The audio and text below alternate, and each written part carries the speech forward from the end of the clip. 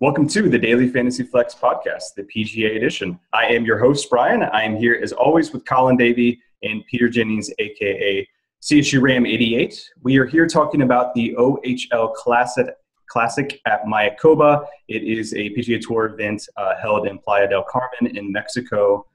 So we're going to jump into that right away. But first, let me get to my co-host, Colin and Pete. Colin, what's going on, man? Congrats to Patrick Cantlay, ancillary friend of the pod for picking, I guess indirectly, for picking up his first win last week. I think he definitely falls under people that we were on, I feel like, pretty early, joining the company of Xander of Fantasy Lab's favorite to win their first title. Tough to do anything when he's 43.6% owned in the dog leg, so apparently the secret's out, but still all happy for him. My standing bet with other friend of the pod, Stephen Bass, for Patrick Cantlay versus Justin Thomas heads up. Doesn't look quite as bad anymore. I think that's getting to a respectable bet, but maybe I'm just biased. Pete, give me your neutral opinion here. Is that still a good bet, yes or no? Bad bet, but Cantlay's looking good. I'm dying on this hill. I'm sticking to it no matter what. Even after he picks up a W. What was the bet exactly? I mean, is Cantlay ever going to win a major and Player of the Year? That's really kind of what has to happen. Oh, yeah, okay, yeah, lifetime, sure, but right now, if you're taking head-to-head Cantlay versus Thomas, you'd still take Thomas. Give me Thomas. All right, once the season gets underway proper in January, we're just gonna have a running tally because I'm comfortable with that. Well, both are really good. I mean, I'm sure Steve will give it to you every time. You know he will. On a weekly basis. Gotcha. Okay. Definitely. That makes sense. It's not that. I mean, I love Cantlay. I mean, Cantlay definitely got a chance to be a top 15, top 10 guy this year, especially with how young he is and how he's charging. It's another young guy to add to the pool of just amazing young talent that the PGA Tour has. So, and we could see a lot of regression out of Justin Thomas too. I mean, he ran so hot last year. Obviously, that's he's very talented, but yeah, we could see some regression there too. So it might not look that bad, but yeah, I'm sure the markets are going to favor Thomas over sure. Cantlay. So Bass will be on Thomas in that scenario.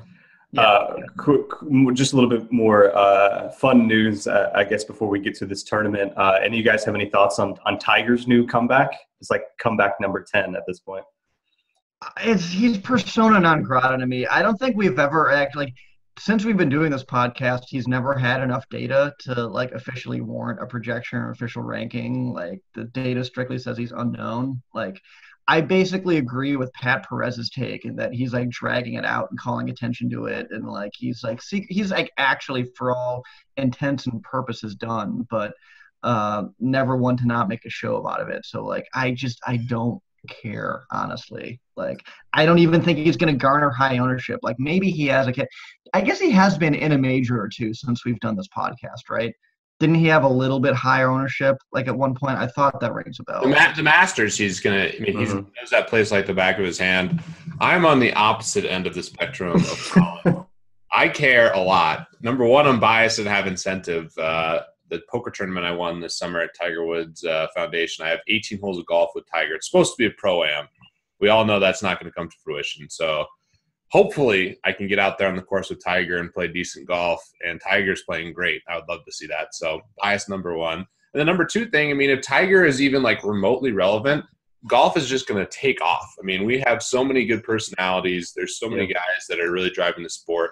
DFS, this year has been a little bit of a challenge in some regards, but one thing that's just done incredibly well is DFS golf. It's grown immensely. It's become a huge sport. It's going to be awesome during the summer. And if Tiger is even remotely relevant, I think that'll be great for the game. So I'm rooting for Tiger big time, but I'm very pessimistic. Cautiously optimistic, but pessimistic logically. That's fair. Yeah, I think people wanted, Tiger just dominated for so long, and they wanted to see if these up-and-coming guys could, dethrone him. And then, obviously, he sort of dethroned himself a little bit. But, yeah, always good to have him in golf, at least for the growth of it, for sure. All right, let's get into this week's tournament. Again, this is the OHL Classic at Mayakoba, played in Playa del Carmen in Mexico. It is a pretty short course. It is a par 71, playing at less than 7,000 yards. So, Colin, what sort of players do well here? I sort of probably hinted at it with the length, not super long. Is it an accuracy course? Yes, accuracy course 100%.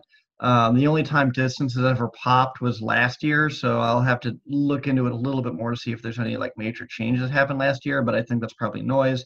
Accuracy has popped pretty much every single year, along with putting to a very small degree, actually. So I'm actually willing to give our favorite metric and our noisiest metric a little bit of weight because like it is popping as far as like some predictive power. So definitely an accuracy course.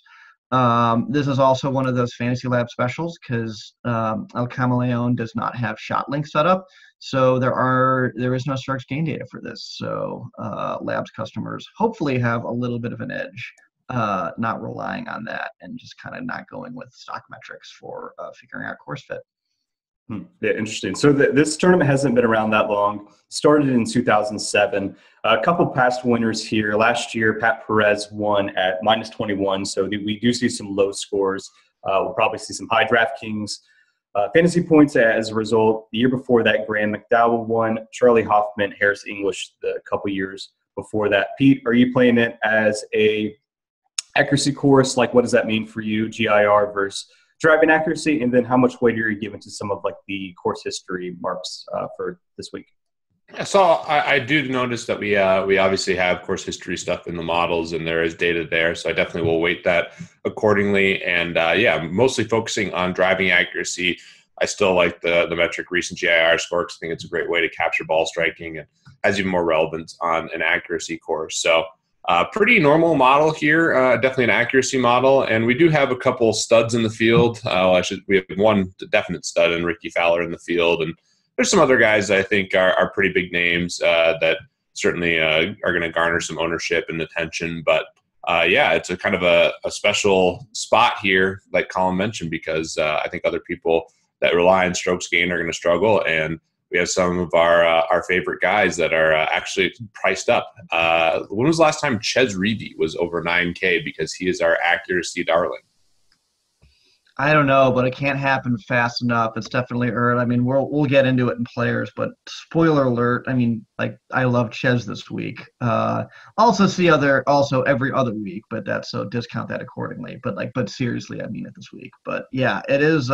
It's great to see him crack 9K, and not only crack 9K, but in my opinion, be worth it at 9K. So, but we'll get to that in players. For sure. One more sort of data question for you, Colin, before we get into the specific players. So Pete mentioned recent GIR. I think maybe an interesting question is to talk about just all of these recent data metrics, because like some guys, like Ricky Fowler has no recent form because he just hasn't played in a little while. And some of these other like top end guys that have just been taking a little bit of a break, like Charlie Hoffman, like his recent data is based off just one tournament. So, normally during the smack middle of the year, during the summer, we'll have a pretty good sample of recent data. It probably shows pretty well how good of form a player is, but are you a little hesitant about recent data this week, especially with some of the top guys that have been taking a little bit of a break? I don't know if hesitant is the right word, but I do know that we account for it in models for what it's worth. So the way that we have it set up in models is that unless proven otherwise, like if you don't have any data, we're going to assume that your recent GIR is equivalent to your long-term GIR. That's kind of like the placeholder. And until we see stuff differently and have enough of a sample to prove otherwise, we're just kind of regress you to your defaults.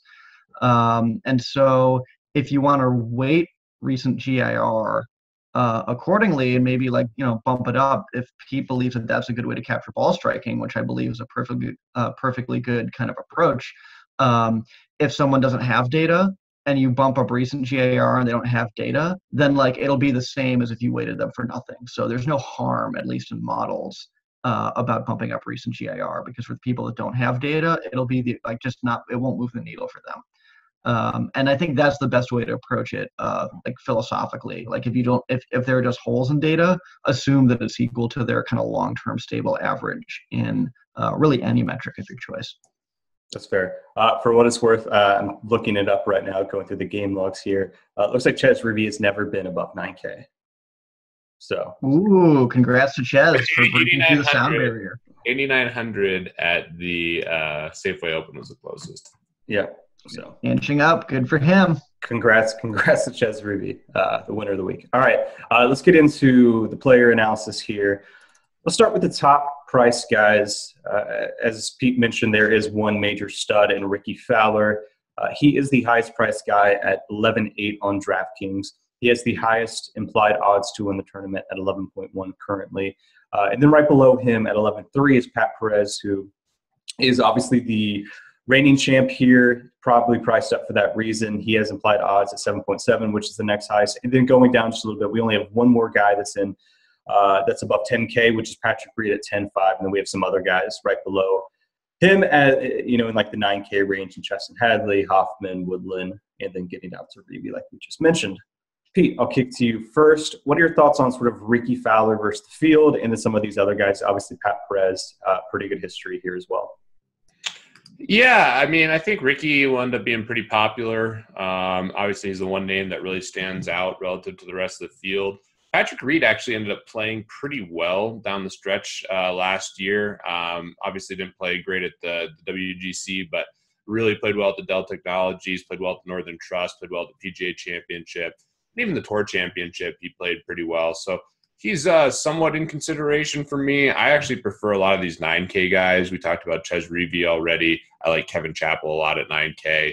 So I like the balanced lineups a little bit more than paying up for these studs personally. But, yeah, I think Pat Perez will be interesting because of the course history. I think Ricky Fowler is the biggest name. And then Patrick Reed, at this price, maybe a year ago or like 9 months ago, we would have said no way. But he's a little bit interesting. He's rating lower than pretty much everyone at this top end of the range, but I'm not going to just immediately discount him like I'm sure Colin will. I'm sure he doesn't want any Patrick Reed this week. I agree. I mean, it's not even like a limb to say that Ricky's the class of the field here. It is. It's just a question kind of as you alluded to about, is he worth it? Is he going to return enough value to justify his 11.8 price tag?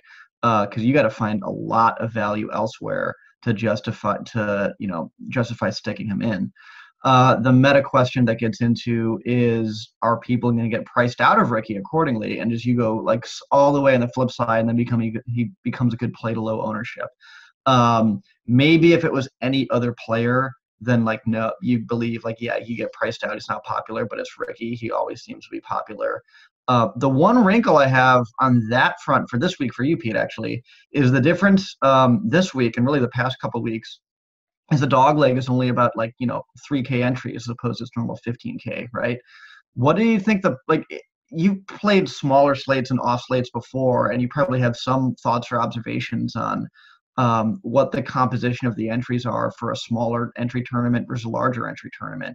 Do you think it's like disproportionately sharp now because everyone's on NFL? Is it still all the casual players? Like who's like what?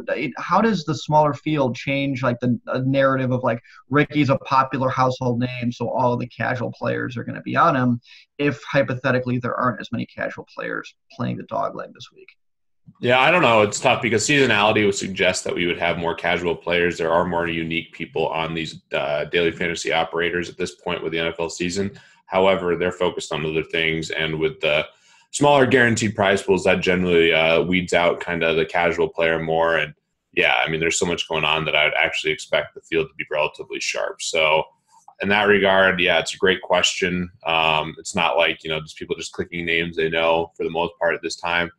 Guys who are wanting to play DFS golf probably pay attention to a degree. And yeah, that's a challenge to kind of figure out what the DFS golf, community is going to do versus the casual fan, and what proportion of that field is going to be the DFS golf community.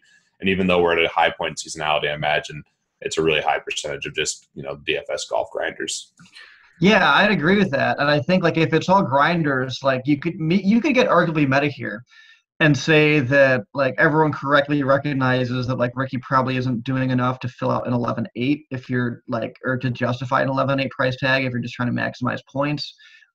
If he's not picking up the casual ownership that normally drives that up, he could almost become a good play. Like depending on what ownership would you take Ricky at, knowing like the rest of the field we haven't really talked about, but assume that like there's not strictly enough value to like get a purely competitive points? Like how low would his ownership have to be for you to make him like a worthwhile contrarian play? Under 15%, maybe under 12%. Yeah, that sounds about right. I think like I would take him at 10% for sure. Yeah, that's the number I was saying. I definitely would like him at 10% for sure. Yeah, like if you can get Ricky at 10%, like you can almost like it almost doesn't matter because you can fill out like the rest with either value or other bargain basement guys. The other weird flip side though is like with a 3K field, I don't think you need to be as contrarian to win first place, right? So like there's a little bit less of premium on going contrarian in a smaller field. Just because you don't need to separate yourself from like 5 times as many people. So small slate theory, it's all interesting. We don't ever get to talk about it because like this field has never been this low, but it is different information when you think about it. Yeah, no, I think that's interesting. Maybe an interesting proxy exercise here is last week like wasn't really that big either. So maybe we could look at that a little bit. So like we have our ownership dashboard. We have this metrics called GPP grade, which is the definition is a numerical grade showing the quality of a tournament play based on the ownership levels across stakes. A higher number, which represents greater ownership at higher buy-in levels, is best. So we can actually measure GPP grade from last week compared to what it was during the summer, and there were much higher GPP grades. For example, Cantlay, List, Moore, Scott Piercy, stuff like that, even Aaron Wise. Last week than there was at like during the middle of the summer with some of these bigger field tournaments. So it sort of implies that there is an edge and maybe an even a bigger edge. I don't know. Am I reading into that a little too much, Colin? I don't think so. I think that's just it's an approach for kind of gauging the difference between the field sizes. I think it's like right now, since it's kind of new territory, it's still a little bit speculative, but like I think it's a perfectly respectable place to start for trying to figure this stuff out. Yeah. Okay. Let's talk about just a couple more things with these top guys.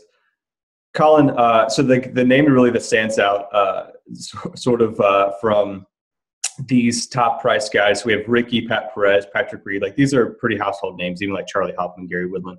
Chesson Hadley at 9.9, which is a little surprising, but you look at his recent performance. I mean, he's been dominating at Shriners.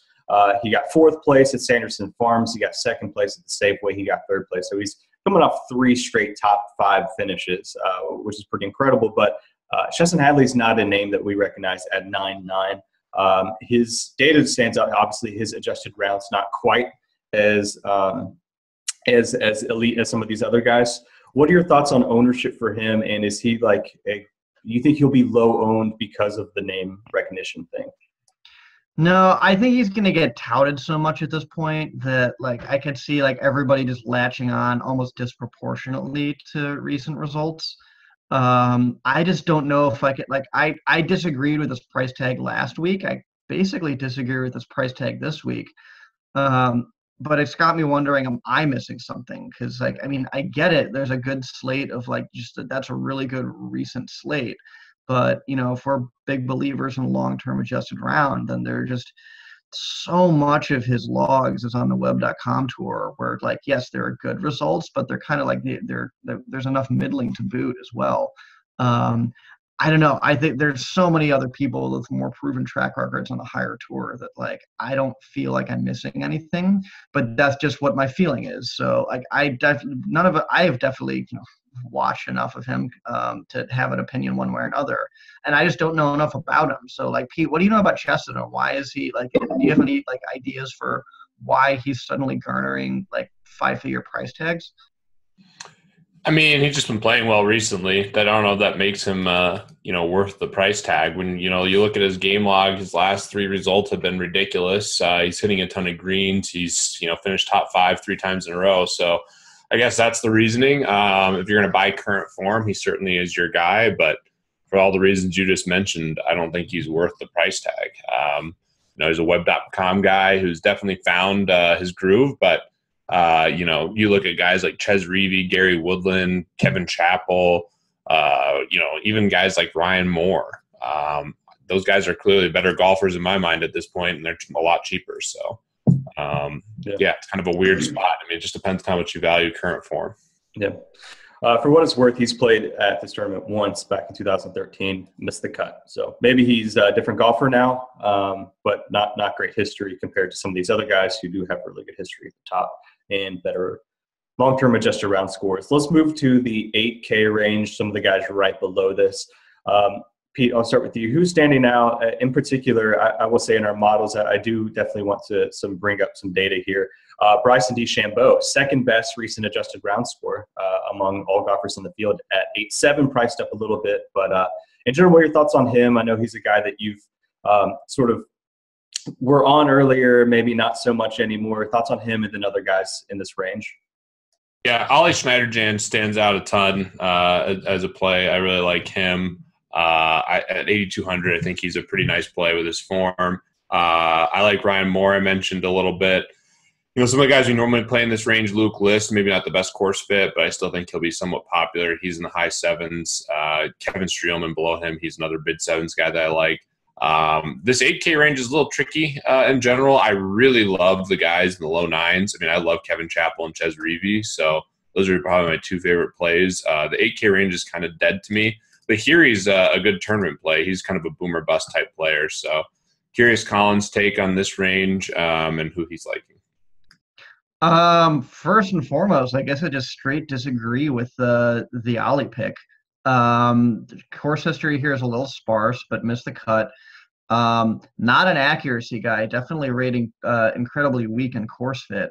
And I get the recent results, but it's kind of the same thing with Chesson, where whatever his recent form is, it's not enough to overcome a couple missed cuts earlier in the year. There's a 66 of the BMW, nothing he hasn't had a top 10 since he's only had one top 10 in the last 5 months or so. So I don't know that it's not. I just don't. I don't see any of that. Who do you like in this 8K range then? I guess Russell Knox would fit the mold better, but he's not played that well. No, I have never. I've been off the Knox train since for arguably a year now. I like your calls on Moore List. I think those are accurate. I think there are two guys that get a pretty good history boost. One is Jason Kokrak, who I always seem to be on, never quite hits for me. But I think this is the week to do it, where he just has tremendous history here. He's more of a distance guy here, but I don't know, the course just fits him really well, I guess. And then Kevin Streelman, who I definitely liked last week, has the fit and the history here to kind of give him the boost a little bit over the edge. It's 76. I guess that's a little bit down in the in the lower range. But if you want to stick in the 8K range for kind of similar reasons, Scott Brown, I think also has tremendous history here. I think the guy that's going to be immensely popular in this range is Charles Howell, who has played this course a ton. He has the reputation of being a cut maker. I think anytime Howell's in the field, he's just going to be everywhere in cash, and especially with how much he plays this tournament and has good finishes here. I expect him to be massively popular and probably makes for a pretty decent play in cash. I can't remember. Did we talk about Austin Cook last week? Was that one guy that you mentioned, Colin? Yeah, Austin Cook is the guy who just when he first popped in my models, he was coming in disproportionately high. I have to take him with a grain of salt. And he's basically at that same level now where there's an 8K price tag there, but God, there's a lot of bad history there long term. So it's I am off Austin Cook 100%. Yeah, the issue is that he's going to pop in models, especially if you wait long-term, driving accuracy. His long-term driving accuracy mark is the second best in the entire field. So I would imagine, I just want to bring him up because if our users are building models, he might pop. So he just has such a skew of web.com tour results that it's just going to throw off everything. That's very fair. Okay, let's get down to the lower range guys here. We mentioned some of them like Streelman, who seem to be in a really nice spot at 7.6. But let's talk about some of these other guys around them who we think might be chalky, who might be some good pivot plays. Pete, you want to start here? Yeah, I think that it's tricky to kind of find some guys who might be lower owned. I think that it's kind of a weaker field in general. So just figuring out maybe roster construction wise, guys that might be interesting. Kind of how we talked about Ricky Fowler up front. Harris English, if you want to look to someone who does have history here, at his price tag and what we have him for ownership, could be interesting. The downside with him is he's missed a cut like 6 out of the last 7 times he's played or something ridiculous like that. So there's going to be warts with a lot of these guys. Another one who I think will end up being somewhat heavily owned, but I'm always intrigued, especially in the field and his price, is Emiliano Grillo, but I imagine he'll end up being somewhat chalky. So that's not really a great one in terms of being contrarian. I'm struggling a little bit to find some of these contrarian guys. Colin, you have any sharp takes here? So as far as like contrarian, I think it's reaching into the bargain bin a little bit here. But I think that one of the guys that pops for me is Sam Saunders, who I've been generally high on and just never seems to quite come through. I mean, had a decent showing last week for the bargain bin. His price hasn't really moved. It continues to be weaker field, has some history here, and I think he's going to be under 5%. So like if you really need low ownership, then like it's a good flyer as any. Similarly, I like Vaughn Taylor a little bit. Kind of has the same history as Saunders, definitely has the fit for the accuracy, and has, he's won tournaments before, or at least a tournament. So like if you believe in the concept of upside, I don't know if it's a bank or not, but it's there. But I don't see him getting above 3% ownership. Like if you really need to get low ownership, like you got to take chances in the first place. Might as well go with someone who has some inkling of history. So I don't mind that at all. So that's kind of me scraping the barrel there. Maybe you could get like a JJ Spawn, but like I think he'll probably stay above 5%. It just really depends on how low ownership that you're looking to get. Yeah, I like Spawn this week. Pete, just in general roster construction when you're playing tournaments, if you're trying to create a unique lineup, which is obviously important for tournaments, are you trying to get an ownership advantage at the top of the salary spectrum, like maybe fading Ricky going to some of the guys right below him, or do you think the way to do it is to get ownership leverage on some of these lower price guys in the 7K range? So in the majors, I actually think there's a lot of advantage in getting the low ownership on the top end guys. That's something that I think worked really well this last year. Justin Thomas, especially in the high stakes, was a really good play that worked out really well. Taking the value guys, kind of eating the chalk, but getting really good value. Did end up working out pretty well. And then finding pivots at the top end worked well. So that's a good strategy for higher stakes and lower entry fields. And the high entry fields, like none of those guys really come in that low. So you kind of have to go a little bit different. So I think it really depends on kind of the contest that you're playing.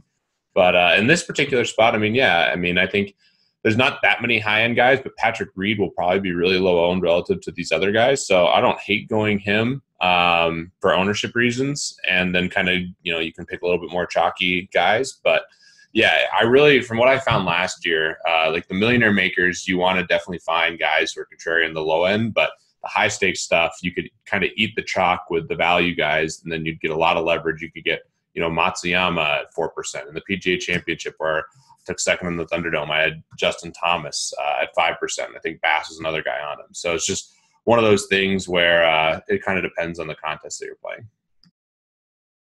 Colin, you have any thoughts on that topic?